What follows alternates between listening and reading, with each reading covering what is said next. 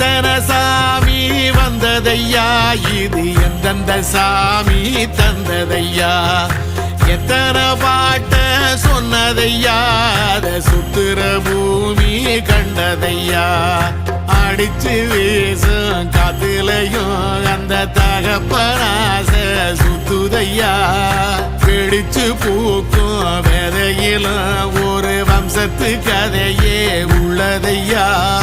100 தலைமுறை சேர்ந்து செதுக்குன ஈர நலம் இது பாறையா,